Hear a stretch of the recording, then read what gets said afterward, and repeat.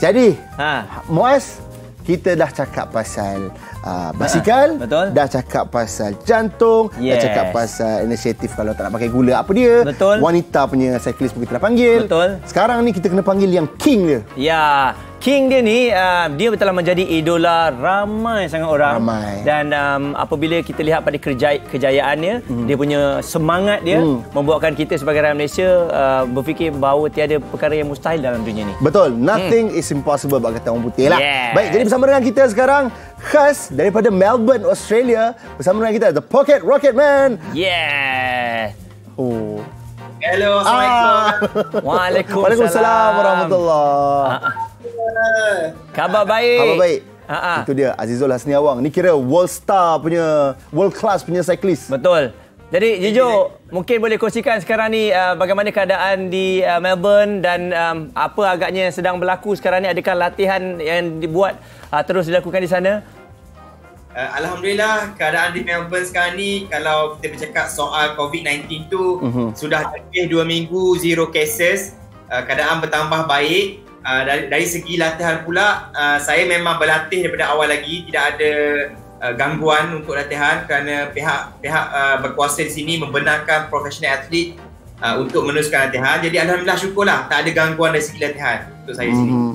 Okey lah, ni kita punya nama nickname dia Jijo kita panggil.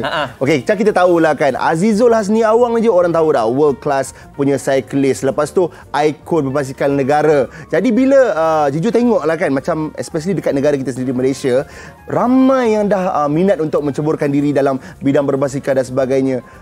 Sebagai seorang ikon berbasikal, Jijo sendiri, apakah pendapat Jijo tentang penerimaan sukan berbasikal itu terhadap kita masyarakat di negara Malaysia ni?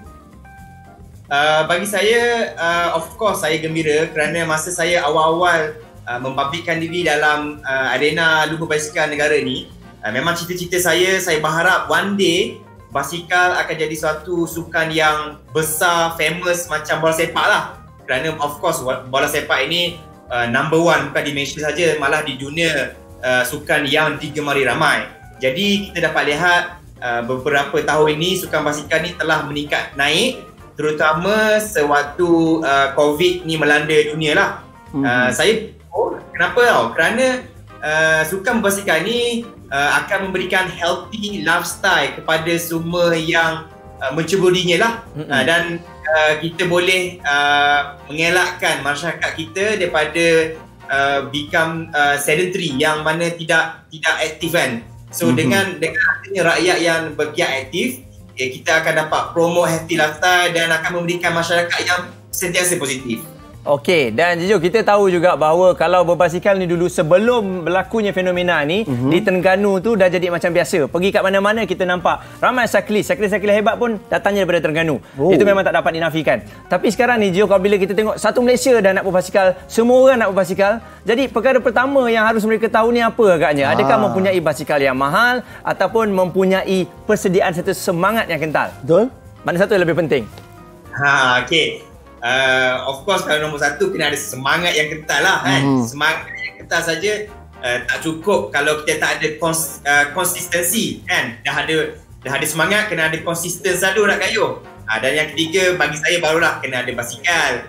Dan kalau ada basikal ni pula, ramai yang cakap banyak yang suka beli basikal mahal lah dan sebagainya kan. Bagi saya actually tak perlu pun bermula dengan basikal-basikal yang mahal. Beli basikal yang entry level pun dah cukup. Tapi kalau mereka yang memang berkemampuan tu, itu cerita lain lah kan. Okey, bila tadi Jijo sendiri kata tak semestinya nak ada basikal mahalan. Okey, kita nak tanya secara peribadinya, pengalaman Jijo sendiri pada awal-awal penglibatan dalam sukan berbasikal tu, kalau yang Jijo keluar duit sendiri tu berapa harga dia kalau boleh kongsikan?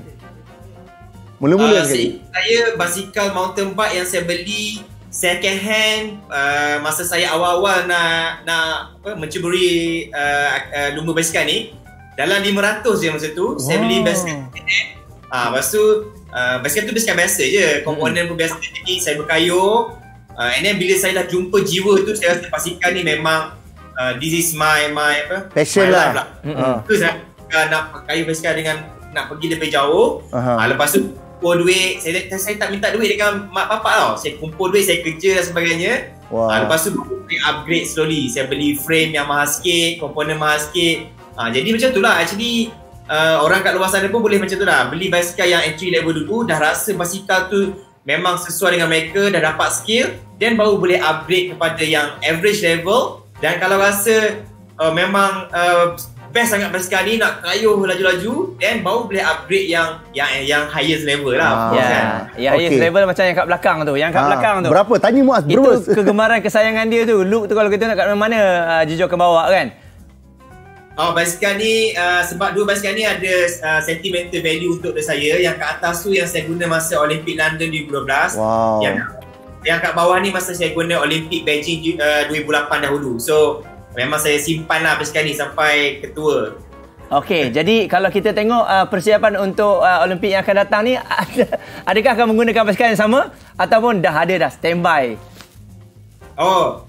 Untuk Olimpik Rio, untuk Olimpik Japan Tokyo 2021, kita ada basikal special iaitu WSR yang di-develop oleh Government of Malaysia, KBS dan juga MSN dan ISN. So basikal tu yang memang khas direka untuk atlet basikal Malaysia, saya dan juga Shah Firdaus, dan kita akan berentak menggunakan jentera khas itulah di Olimpik nanti.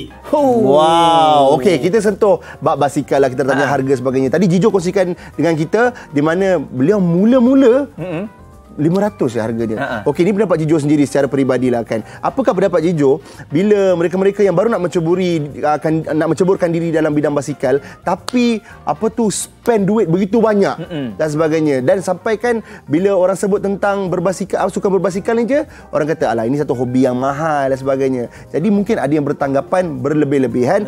Macam mana pendapat? Sampai ada yang sanggup hutang. Okey, macam mana pendapat Jijo? Okey, bagi saya asas dia adalah kita perlu lihat kehendak versus keperluan kan. Dan mampu versus tak mampu. Kalau kita mampu untuk beli basikal yang mahal-mahal seperti macam tadi Abang Jami tunjuk tadi yang harga 8,000, 10,000 ke atas, kalau mampu tak ada apa-apa masalah.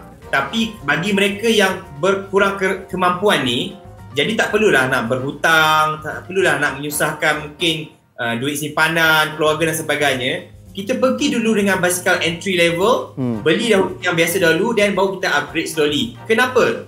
Kalau kita bermula dengan basikal entry level dan kita slowly progress into yang average dan juga mahal, kita akan dapat rasa perbezaan mengayuh basikal yang daripada bawah, pertengahan dan ke atasan. Sebab dia ada level ni tau. Macam kita bawa kereta Lamborghini, kereta Honda dan kereta Mercedes, dia ada beza dia. Rasa tu ada perbezaan dia.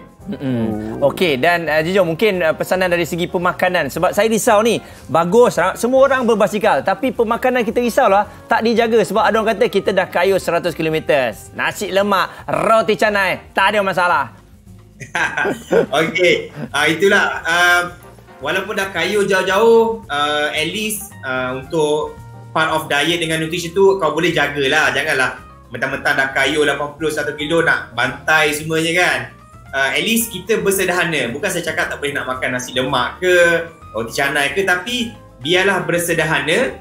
Dan basic yang perlu dijaga adalah kita kurangkan kolesterol dan minyak, kurangkan gula dan kurangkan garam. Kalau kita boleh jaga that three things in our diet, InsyaAllah ia akan memberikan kita healthy lifestyle lah di samping dengan berkayuh dan berexercise dan sebagainya. Okey, itu basikal lah. Okey, sekarang kita nak tanyalah kita punya ikon sendiri. Sekarang kita tahu berada di Melbourne, Australia. Mungkin boleh kongsikan sedikit apakah perkembangan dekat sana, ialah persiapan untuk ke Olimpik di Jepun 2021. Sekarang pun musim COVID-19 dan sebagainya. Mungkin ada kawan-kawan yang masih terkandas di tanah air.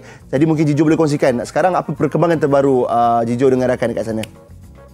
Okey, daripada awal tahun ketika dunia lockdown daripada COVID ni, saya dan Shah Firdaus sempat untuk terbang ke Melbourne. Jadi pasukan yang lain semuanya sekarang berada di Malaysia. Jadi saya di sini hanya berlatih dengan Shah Firdaus bersama dengan Ketua Jurulatih John Bisley.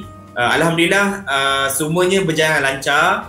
Walaupun tidak ada pertandingan, tapi kita dapat memfokuskan kepada kita punya masa-masa project untuk meningkatkan komposisi muscle badan kita, dan juga latihan di Melbourne juga berjalan lancar. InsyaAllah kalau interstate border dibuka di Australia, kemungkinan pada pertengahan Disember, iaitu bulan depan, kemungkinan kita akan menyertai perlumbaan pertama selepas COVID. Kemungkinan lah. Jadi saya berdoa harap dapat berlumba at least ada satu perlumbaan sebelum kita ke Olimpik next year, insyaAllah. Baik, itu dia sedikit kita bawakan untuk anda. Terima kasih sekali lagi kepada Jijo. Sebab kita sedia maklum bahawa dengan pesanan-pesanan yang telah pun dilakukan itu akan memberikan inspirasi kepada semua. Dan mungkin kalau kita tengok, adakah fenomena berbasikal ini hanya di Malaysia ataupun sebenarnya di seluruh dunia? Yang nampak di Australia macam mana? Di Australia ni memang daripada dululah kat sini memang famous sukan berbasikal ni dah berkurun-kurun. Dan kalau kita dapat lihat pun, Australia antara one of the big nation dalam sukan berbasikal ni. Tetapi kalau dilihat di negara-negara Europe, sebagai contoh Great Britain, mungkin for the last 5 years dia baru jadi satu fenomena besar, dan dia dah jadi macam Australia di mana berbasikal ni memang jadi pilihan utama masyarakat mereka. Ada yang berkayuh pergi kerja, ada yang pulang daripada kerja pergi join spin class ataupun berkayuh lepas kerja. Dan aktiviti riadah dan sosial, mereka memilih untuk berkayuh walaupun cuaca di sana agak tidaklah okey lah, maksudnya cuaca yang terlalu kadang-kadang sejuk, hujan dan sebagainya, tapi mereka masih lagi memilih untuk berkayuh sebagai aktiviti riadah utama. Baik. Okey, sekarang ni bukan senang tau kita nak dapat The Pocket Rocketman untuk live dengan kita Borak Kopi Tiam. Jadi di yang sebagai terakhir lah, kata-kata terakhir mungkin daripada Jijo sendiri kepada mereka-mereka yang baru mencuburi dalam bidang sukan berbasikal ni, dan kepada semua penonton Borak Kopi Tiam, boleh beri ucapan. Okey, bagi nasihat saya kepada semua yang baru nak berkecimpung, baru nak berjinak-jinak, yang baru kena racun dengan basikal ni, yang penting nombor satu kena jaga aspek keselamatan. Yang keduanya belajar cara-cara untuk berkayuh dengan selamatlah di jalan raya tu. Kalau boleh berkayuh in a group, berkelompok, jangan kayuh seorang-seorang saja kerana bahaya kan. Dan yang paling penting, patuhi peraturan jalan raya dan hormati pengguna jalan raya lain. So kita tak nak nanti sukan basikal ni baru nak berkembang besar, dan disebabkan seorang dua yang melakukan kesalahan jalan raya akan menyebabkan keseluruh mereka yang berminat dengan sukan basikal ni mendapat tempiasnya. Dan last word from saya kepada semua lelaki di luar sana, kita semua mempunyai risiko yang tinggi untuk mendapat possibility prostate cancer, terutama kepada mereka yang berkayuh basikal macam saya dan anda semua. Jadi anda perlulah melakukan regular check up, dan juga boleh check onlymancan.com untuk mengetahui tentang prostate cancer. Okey. Alright. Baik, terima kasih Jijo dengan penjelasan itu tadi. Kita doakan yang terbaik. Semoga impian kita untuk mendapat emas yang pertama untuk Malaysia di Sukan Olimpik akan berjaya, dan emas itu adalah daripada anda. Kita harapkan. Alright. Terima kasih. Terima kasih banyak-banyak geng Kopi Tiam. Terima kasih. Doakan kerjaan saya, dan seluruh Malaysia doakan kerjaan saya. InsyaAllah kita jumpa lagi nanti di lain masa dan lain hari. Thank you. Alright, betul. Terima kasih. Terima kasih juga kepada penonton Borak Kopi Tiam yang telah setia bersama dengan kami daripada jam 8 pagi sehingga sekarang.